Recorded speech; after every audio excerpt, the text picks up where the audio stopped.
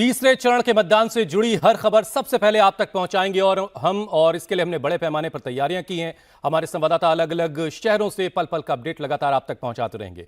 गांधीनगर से इस वक्त निर्णय कपूर हमारे साथ जुड़े हैं, रुचि कुमार मैनपुरी से हमारे साथ सीधे जुड़ चुकी हैं, शोएब रजा बदायूं में हैं, सतारा से दिनेश मौर्य इस वक्त हमारे साथ हैं। लेकिन सबसे पहले हम चलते हैं निर्णय के पास। निर्णय, किस तरह का उत्साह इस वक्त आप वहां देख रहे हैं? आज प्रधानमंत्री भी अपना वोट कास्ट करेंगे और सबसे बड़ी चीज कि आज जिन दिग्गजों की किस्मत ईवीएम में कैद होनी है उसमें सबसे पहला नाम जो है वो गृह मंत्री अमित शाह का ही आता है।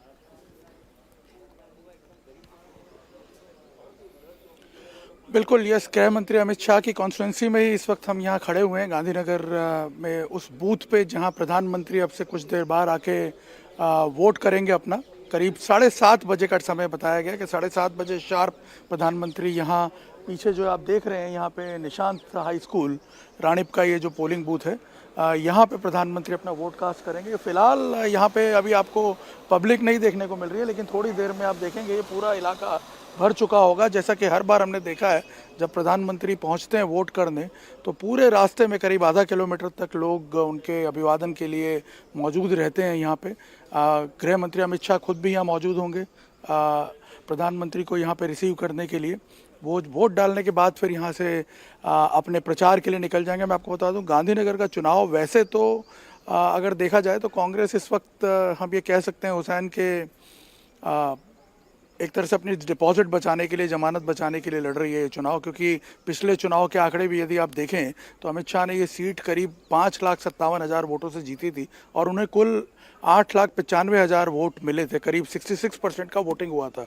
यदि मान लीजिए उतना ही वोटिंग भी रहता है अभी तो भी अमित शाह का जो टोटल वोट है वो करीब 10 लाख तक पहुंच जाएगा और ऐसे में उनकी जीत का मार्जिन आप इमेजिन कर सकते हैं क्या रहेगा। सो बहुत ही कंफर्टेबल। लेकिन आखिरी फैसला जनता के हाथ है और जनता यहाँ कुछ देर के बाद अपने मताधिकार के इस्तेमाल के लिए घरों से निकलेगी और पोलिंग बूथ पर लोगों की भीड़ लगनी शुरू होगी।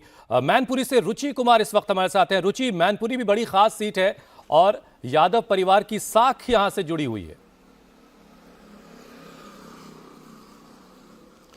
जी हाँ, बिल्कुल, मैनपुरी यादव परिवार के लिए बहुत मायने रखती है और ये चुनाव जिन सीट्स पर यादव जो समाजवादी पार्टी उनकी पार्टी है वो मजबूत मानी जा रही है, उनमें से एक ये मैनपुरी सीट है। अब उसकी वजह भी है हुसैन कि 1996 से ये सीट समाजवादी पार्टी के पास है और ये एक ऐसी उत्तर प्रदेश की सीट है जहां बीजेपी कभी जीती नहीं है। अब 1996 से 10 बार समाजवादी पार्टी के पास ये सीट रह चुकी है, जिसमें से 8 बार यादव परिवार के पास ये सीट रही है और 5 बार मुलायम सिंह यादव यहाँ से सांसद रह चुके हैं। तो आप समझ सकते हैं कि यादव फैमिली के लिए सीट का क्या मायने है। इस मैनपुरी जो लोकसभा सीट है इसमें 5 विधानसभा आती हैं। 3 विधानसभा सीट पर समाजवादी पार्टी का कब्जा है और 2 पर बीजेपी। और यहाँ विधायक कौन है? एक अखिलेश यादव है जो यहाँ से कुछ दूर करहल विधानसभा है वहाँ से विधायक है और दूसरा शिवपाल सिंह यादव है जो जसवंत नगर से विधायक हैं। तो पूरा एक तरह से आप इसको गढ़, जो असली गढ़ होता है वो मैनपुरी यादव परिवार के लिए है, समाजवादी पार्टी के लिए है। अब डिम्पल यादव यहाँ से बाई इलेक्शन जीती थी 2022 में, यहाँ उपचुनाव हुआ था मुलायम सिंह यादव के निधन के बाद, उसमें वो जीती थी। अब दोबारा मैदान में है। ज़बरदस्त उनका प्रचार हमने पूरे इस 1 महीने 1.5 महीने में देखा।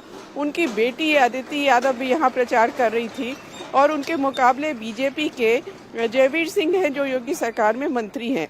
तो दिलचस्प यहाँ पे लड़ाई है, लेकिन समाजवादी पार्टी को एक तरह का यकीन है, भरोसा है कि ये जो इलाका पूरा मुलायम सिंह यादव का और इलाका ये भरोसा है, रुचि कितना खरा उतरेगा ये तो बहरहाल आखिर में जनता ही तय करेगी, जिसका फैसला आज ईवीएम में कैद होने वाला है। अब हम चलते हैं जरा दिनेश मौर्य के पास। सतारा से वो इस वक्त हमारे साथ हैं। सुप्रिया सुले वहां से उम्मीदवार हैं, एक कद्दावर नेता हैं। दिनेश, वहां पर किस तरह का उत्साह आप देख रहे हैं?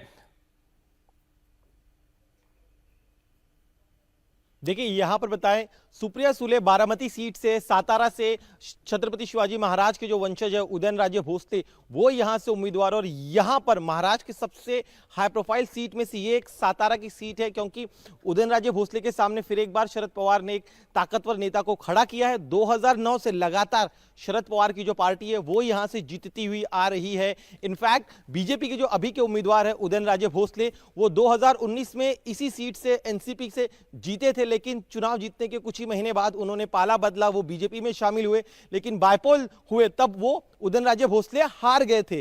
तो इससे समझा जा सकता है कि शरद पवार का कितना ज्यादा होल्ड इस सीट पर रहा है। लेकिन पिछले 5 सालों में स्थितियां पूरी तरह से बदल चुकी है। इस समय जो है बीजेपी ने इस सीट को लेकर आक्रामक प्रचार किया है। वहीं दूसरी तरफ शरद पवार पहले काफी मजबूत हुआ करते थे, लेकिन पार्टी में फूट के बाद से वैसी होल्ड नहीं रही है जैसे हमेशा से शरद पवार की इस सातारा सीट पर पकड़ रहती थी। लेकिन चुनाव प्रचार के दौरान हमने देखा है कि एनसीपी और बीजेपी में जबरदस्त कांटे की टक्कर नजर आ रही थी। दोनों ही दलों ने अपनी पूरी ताकत जो है वो इस सीट पर झोंक दी थी। अब जनता किसे चुनती है ये तो अब जब मतदान शुरू होगा तब पता चले, लेकिन जमीन पर जब हम देख रहे थे तो करीब जो बड़े पैमाने पर दोनों ही दलों ने पर्याप्त मात्रा में कोशिश की कि वो अपनी बातों को जनता तक पहुंचा सके। बीजेपी का यही नारा था पूरे चुनाव प्रचार के दौरान कि जिस तरह से प्रधानमंत्री नरेंद्र मोदी ने 10 सालों तक काम और किया है, दिनेश, राम पिछले मंदिर का लोकसभा मुद्दा हो, चुनाव से राष्ट्रीय इस सुरक्षा का लोकसभा मुद्दा हो, चुनाव तक महाराष्ट्र में बहुत कुछ बदल चुका है और उन बदले हुए हालात में महाराष्ट्र की जनता आज वोट करेगी।